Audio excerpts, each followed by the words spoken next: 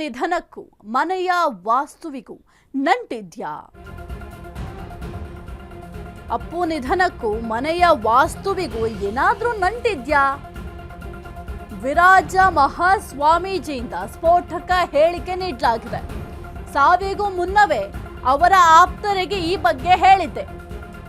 ಪುನೀತ್ ರಾಜ್ಕುಮಾರ್ ಮನೆ ಪಶ್ಚಿಮ ದ್ವಾರದಲ್ಲಿದೆ. ಸೂಕ್ಷ್ಮವಾಗಿ ಅವರ ಕಡೆಯವರಿಗೆ ನಾನು ಹೇಳಿದ್ದೆ. ಪುನೀತ್ ರಾಜ್ಕುಮಾರ್ ಅವರಿಗೆ ವಿಷಯ ಮುಟ್ಲಿಲ್ಲ. ಹೃದಯಾಘಾತದಿಂದ ನಟ ಪುನೀತ್ ತೀರ್ಕೊಂಡ್ರು. ವಿಜಯಪುರ ಜಿಲ್ಲೆಯ ಸಿಂಧಗಿಯಲ್ಲಿ ಸ್ವಾಮೀಜಿ ಅವರು ಈ ಒಂದು ಹೇಳಿಕೆಯನ್ನ ಕೊಟ್ಟಿದ್ದಾರೆ. ಮೋಸ್ಟ್ ವಾಂಟೆಡ್ ಮುತ್ತಪ್ಪ ರೈಗೂ ನಾನು ಹೇಳಿದ್ದೆ. ಕ್ಯಾನ್ಸರ್ನಿಂದ ಡಾನ್ ಮುತ್ತಪ್ಪ ರೈ ತೀರ್ಕೊಂಡ್ಬಿಟ್ರು. ಮುತ್ತಪ್ಪ ರೈ ಕ್ಯಾನ್ಸರ್ ಗುಣಪಡಿಸ್ತಾ ಇದ್ದೆ. ಸಮಯ ಕೈ ಮೀರಿದ ಹಿನ್ನೆಲೆ ಕರೆ ತರಬೇಡಿ ಎಂದೆ. 1000 ಕೋಟಿ ಆಸ್ತಿ ಇದ್ರೂ ಮುತ್ತಪ್ಪ ರೈ ಬದುಕಲಿಲ್ಲ. ಅಪ್ಪು ಮುತ್ತಪ್ಪ ರೈ ಸಾವಿನ ಬಗ್ಗೆ ಸ್ಫೋಟಕ ಹೇಳಿಕೆಯನ್ನು ನೀಡಿದ್ದಾರೆ.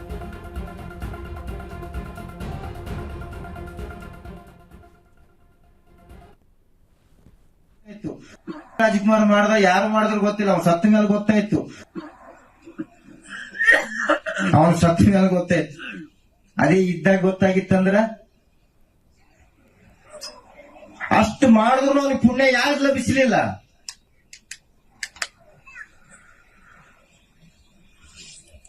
ನಾನು ಅವರು ಲಿಂಗಿ ಅವ್ರ ಪುನೀತ್ ಸಾಯಕ್ಕಿನ ಮುಂಚೆನೆ 6 ವರ್ಷದ ಒಂದು ಕಾರ್ಯಕ್ರಮದ ಬೆಂಗಳೂರದಾಗ ಹೋದಾಗ ಅವ್ರ ಮನಿ ಪಶ್ಚಿಮ ದ್ವಾರದಲ್ಲ ಮನೆ.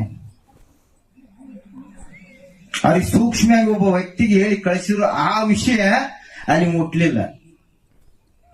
ಕಲಸಾಗಿ ಸತ್ತವ. ಮೋಸ್ಟ್ ವಾಂಟೆಡ್ ಮುತ್ತಪ್ಪ ರಯ್ಯನ ನೀವು ಕ್ಯಾನ್ಸರ್ ಆಗಿ ಸತ್ತೋದ. 1000 ಕೋಟಿ ಆಸ್ತಿ ಕರ್ಕೊಂಡು ಬರ್ತೀವಿ. ಅಪ್ಪಾಜಿ ಏನ್ ಬರೋದ್ರ ನೀವ್ ಹೆಣನೇ ತರ್ತೀರಲ್ಲಿ, ಸ್ವಿಟ್ಜರ್ಲೆಂಡ್ನಾಗ ಎಲ್ಲಿ ಇಟ್ರಿ ಹೆಣನ ತರ್ತೀರಿ, ನಂಬಲ್ಲಿ ಏನ್ ತರ್ತೀರಿ ಅಂತ.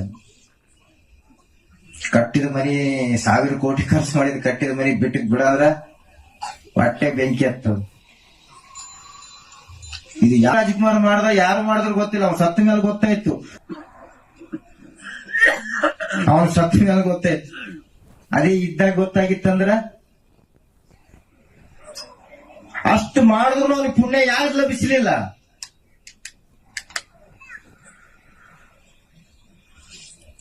ನಾನು